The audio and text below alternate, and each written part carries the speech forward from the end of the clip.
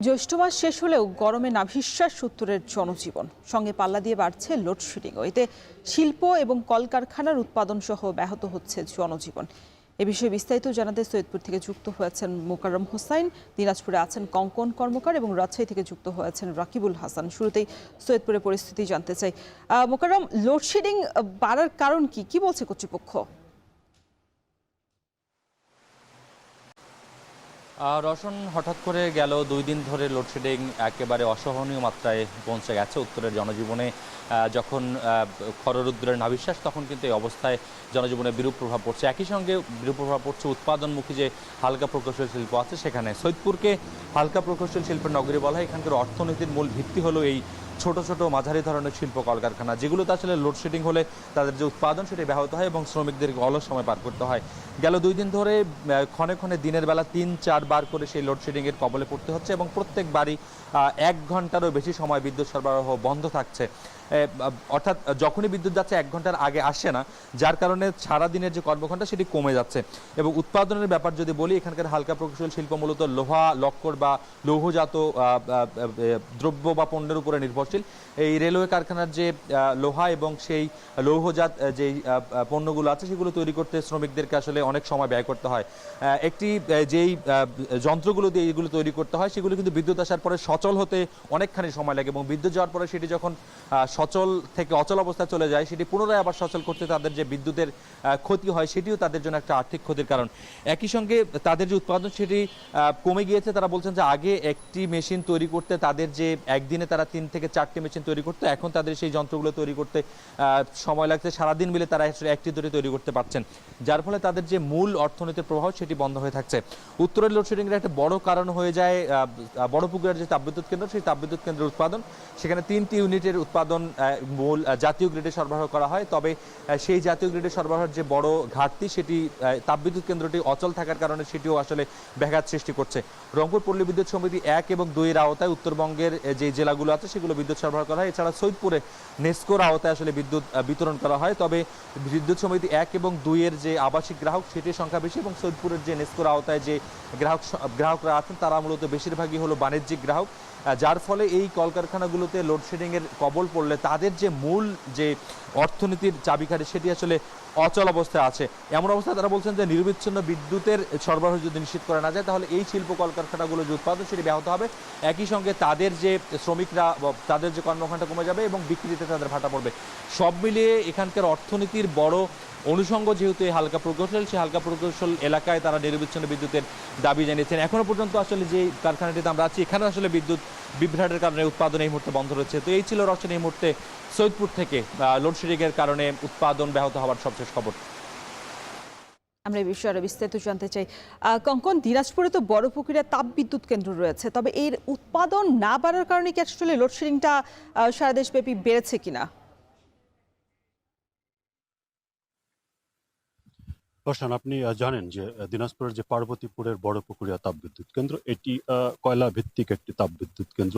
এটির মোট উৎপাদন ক্ষমতা 525 মেগাওয়াট। আপনি জানেন যে 3টি ইউনিট মিলে 525 মেগাওয়াট বিদ্যুৎ উৎপাদন করতে পারে। যদি তারা 525 মেগাওয়াট বিদ্যুৎ উৎপাদন করে সেটি জাতীয় গ্রিডে সংযুক্ত হয় এবং এটার মাধ্যমে কিন্তু পুরো দেশ জুড়েই সেই চাহিদাটা পূরণ করা হয়। তো এই 3টি ইউনিটের মধ্যে বর্তমানে কিন্তু একটি ইউনিট চালু আছে এবং সেখান থেকে এই যে ইউনিটটি চালু আছে সেটি কিন্তু উৎপাদন ক্ষমতা 125 মেগাওয়াট, কিন্তু এটি এখন প্রায় 55 থেকে 60 মেগাওয়াটের উপরে কিন্তু সে বিদ্যুৎ এখান থেকে সরবরাহ করতে পারে না। আর আপনি জানেন যে গত মাসের মে মাসের 12 তারিখে জ্বালানি মন্ত্রী ইকবাল মাহমুদ হাসান উনি কিন্তু দিনাজপুর এসেছিলেন এবং এই পাওয়ার প্ল্যান্টটি তিনি ঘুরে দেখেছেন এবং এখানকার যে সবচেয়ে বড় যে ইউনিটটি 275 মেগাওয়াটের যে ইউনিট সেটি তিনি ঘুরে দেখার পর বলেছিলেন যে এটি 20 তারিখে চালু হবে মে মাসের, এবং সেটি তার যে কথা মতো সেটি কিন্তু 20 তারিখে চালু হয়েও ছিল, কিন্তু পরবর্তীতে 5 দিন চলার পরে কিন্তু এই প্ল্যান্টটি বন্ধ হয়ে যায়। যখন এটি চালু ছিল তখন জাতীয় গ্রিডে কিন্তু 200 থেকে 250 মেগাওয়াট বিদ্যুৎ কিন্তু এখান থেকে সরবরাহ হচ্ছিল। এই প্ল্যান্টটি আপনি জানেন যে গত বছর অক্টোবর মাসে বন্ধ হয় এবং এটি ঠিক করতে প্রায় খরচ হয় 50 কোটি টাকা, কিন্তু চলেছে মাত্র 5 দিন। এর বাইরে আরেকটি ইউনিট আছে, সেটিও 125 মেগাওয়াট এবং এটিও কিন্তু বন্ধ আছে প্রায় 5 বছরের উপরে। তো এই ইউনিটটিও পিডিবি বলছে তারা ঠিক করবে, কিন্তু এটি খরচ পড়বে প্রায় 200 কোটি টাকা। তো সরকার মোটামুটি এটি ঠিক করার জন্য তারা সম্মত হয়েছে এবং ইতিমধ্যে চায়নার যে কোম্পানি, আপনি জানেন যে বড়পুকুরিয়া তাপবিদ্যুৎ কেন্দ্র, এটি পুরোটাই ডেভেলপ করেছে চায়না এবং তারা কিন্তু চায়নার সাথে ইতিমধ্যেই কথাবার্তা বলেছে এবং এটি যদি তারা সব ঠিকঠাক হয় তাহলে কিন্তু তারা এই প্ল্যান্ট তিনটি ঠিক করবে। যদি হয় তাহলে আপনার জাতীয় গ্রিডে এখান থেকে 500 উপরে কিন্তু বিদ্যুৎ সংযোগ হবে। তো এই ছিল রওশন দিনাজপুর থেকে পাওয়ার প্ল্যান্টের সর্বশেষ খবর। আমরা এবার রাজশাহীর পরিস্থিতি জানতে চাই। রাকিব, রাজশাহীতে লোডশেডিং এর মাত্রাটা কেমন? বিশেষ করে গরমে এসি, ফ্যান এবং আইপিএস এর বিক্রি কেমন বাড়ছে? রওশন, আসলে রাজশাহীতে ক্ষণে ক্ষণে কিন্তু আবহাওয়ার যে পরিবর্তন সেটি আমরা লক্ষ্য করছি।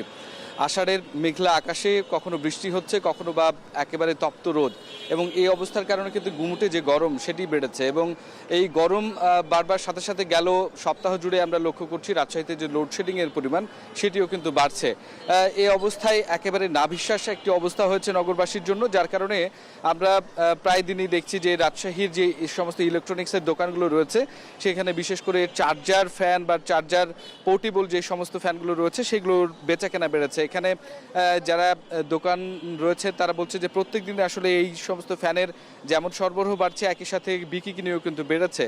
আর যেহেতু এই রাজশাহী শিক্ষানগরী, এখানে প্রত্যেকটি মেস এবং শিক্ষার্থীরা পড়াশোনা করে, সেক্ষেত্রে লোডশেডিং তাদের জন্য একটু বাড়তি আসলে অস্বস্তির বিষয় এবং এই কারণে তারা কখনো কখনো চার্জার যে লাইটগুলো রয়েছে সেগুলো আসলে কিনছে।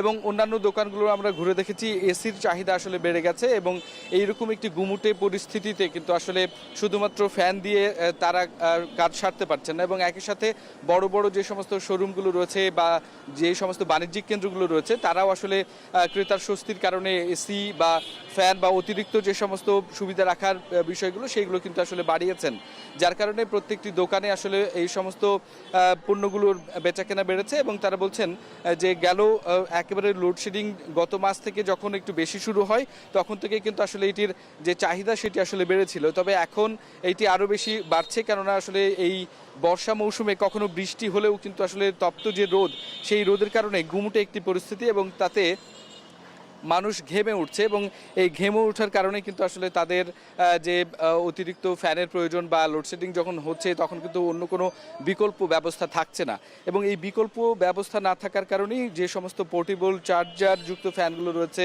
এবং ইলেকট্রনিক এই সমস্ত পণ্য ছোট ছোট গেজেটগুলো তারা সাথে রাখার চেষ্টা করছেন এবং এভাবে কিন্তু আসলে এটির বেচাকেনা বাড়ছে এবং এটির দামটিও তুলনামূলকভাবে বেড়েছে। তবে ব্যবসায়ীরা বলছেন অতিমাত্রায় আসলে তারা সংরক্ষণ করায় খানিকটা লসেও তাদেরকে কখনো কখনো বিক্রি করতে হচ্ছে। তো রওশন, এই ছিল রাজশাহী থেকে আমার কাছে সবশেষ খবর। দেশব্যাপী লোডশেডিং এর খবর জানাতে আমাদের সাথে যুক্ত ছিলেন সহকর্মীরা।